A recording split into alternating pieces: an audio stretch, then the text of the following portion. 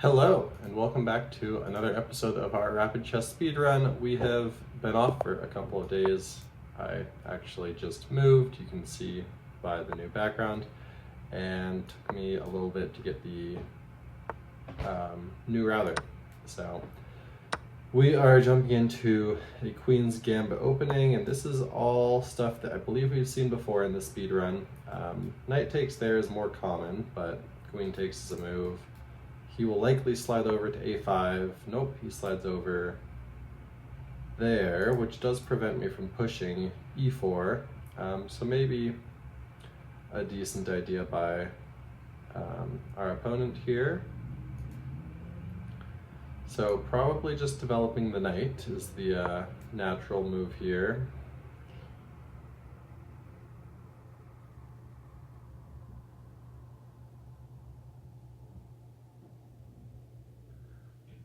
Not too many ideas in the position, mostly just, develop normally.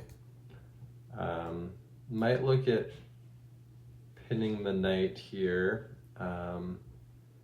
He's not actually pinned anything, but rather just playing bishop g5 and then preparing that pawn push to e4. So I think that's what I'm going to go for.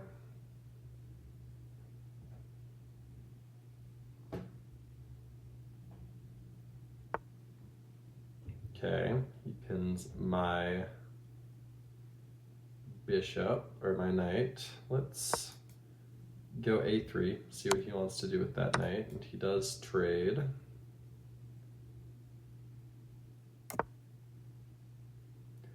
Okay, so takes, e4. I have a very good central control in that position, so that looks good for me. Let's go for it.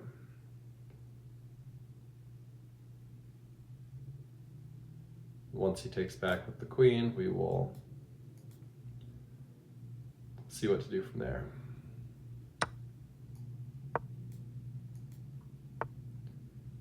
Okay. No threats from his knight, so let's just get our bishop out.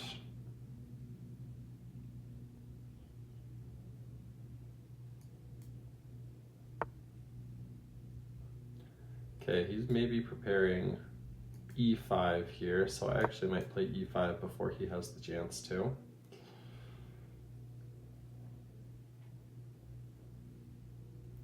And if the queen goes back that way, I might have a Greek gift sacrifice.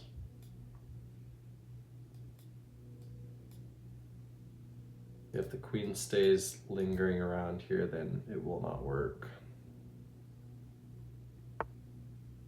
Okay, the queen does go back, so let's calculate this out now. Takes, check, back, queen over, and I guess in this case the rook has moved over, so I don't have checkmate possibilities on h7. The king can slide over.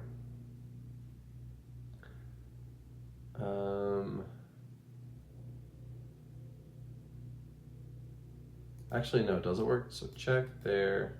Check. Let's say he goes back there. I guess he could go. Does that work? No, I don't think it does. This might work, so let's see. Takes, check. If he goes there, I can just play a move like that. If he does go back, I go there. And I'm threatening both of those pawns. Let's go for it. I think it works. If it doesn't, then... Oh, it does not work. I totally forgot that my dark squared bishop is gone. So I don't have this check. The queen just takes. That was a big oversight on my part. It was definitely looked like the classic setup for a Greek gift sacrifice, but it just totally doesn't work. So I guess a little bit of sloppy play on my end after being away for a bit. Yeah, totally forgot that I had traded off the dark squared bishop already.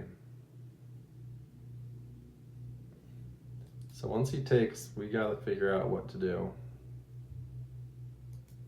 I guess I could go for h4.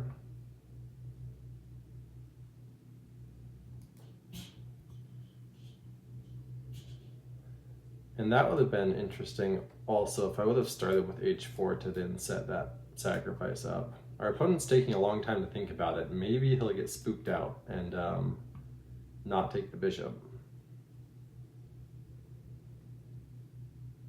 But best move here is definitely for him to take the bishop.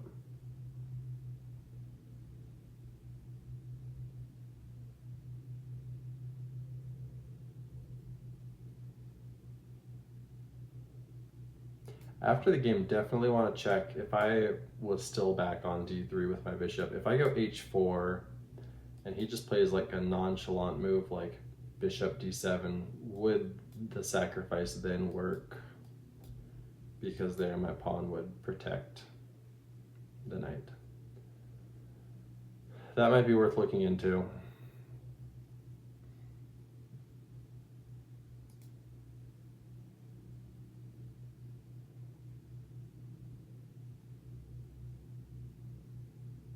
Right, our opponent really thinking, really playing out the lines. I don't feel like there's too much left to be calculated though for him. He just wants to take. Oh, and he ends up not taking it. So I guess he believed me, even though I didn't really have a threat there. And so now the king's looking a little bit weak. I think I should just get my bishop back. And we'll just play a pawn up. And so now we're probably winning, or at very least we're quite a bit better. So that worked out nicely. He's looking to fianchetto his bishop.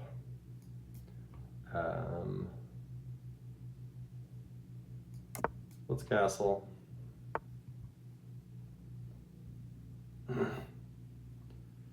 Okay.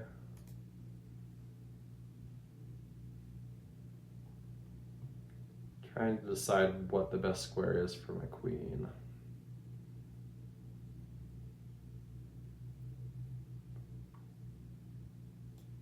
Could also start with that. He goes there. There. Yeah, don't think that works. So I'm just gonna get my rook on the open file.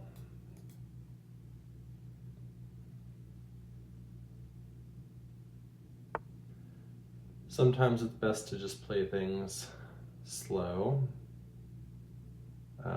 He's setting up the fianchetto, but refusing to do anything with it. So a move like a4 looks interesting to me.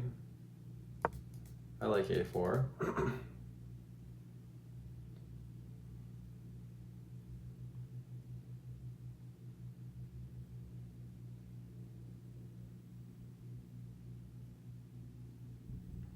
He could push, then it'd be takes. Okay, instead he takes on a4, which I don't think is good for him. Let's get my queen out, recapture.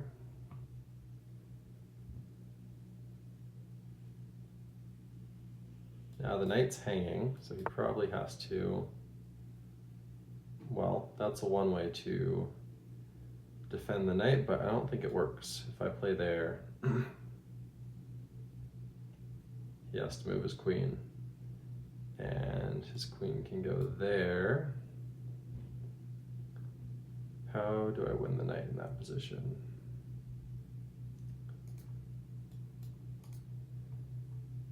I guess I can play here and here would be the threat.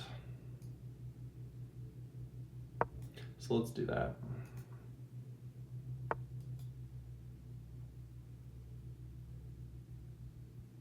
Okay, does this win the knight?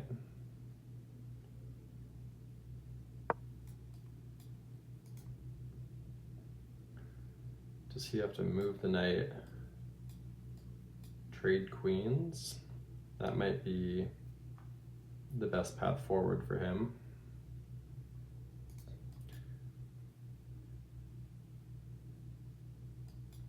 But then I pick up the exchange at the end.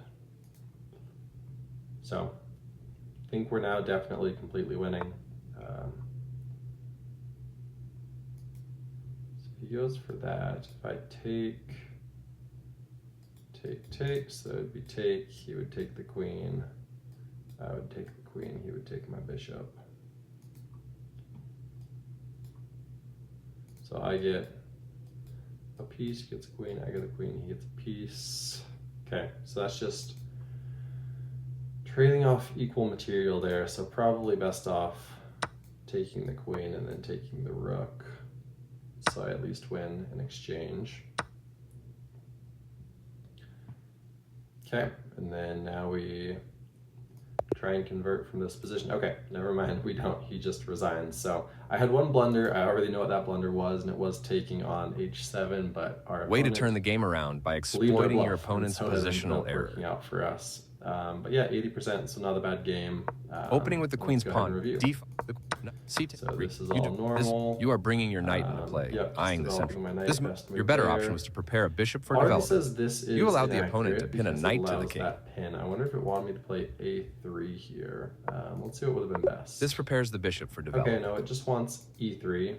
That does block in my dark squared bishop, but maybe it just wants me focusing on this side of the board over here. This move prepares for their bishop. Your knight is... You kick the opposing bishop with a pawn. That's fine. Again, okay, I actually wanted me bringing my bishop all the way back, so I really didn't like my bishop coming out to this side of the board, which is good to know. Your knight... you kick... This is the only... Your best move was to prepare a bishop for development. Here, it looks like it just doesn't... The bishop is ready to be developed to an active square. I was trying to prepare... the Greek sacrifice, which I ended up playing. Their better move was to... Your better option was to kick a queen. Felt like a natural square for the bishop. Where did it belong? The queen is kicked by a pawn and must now move.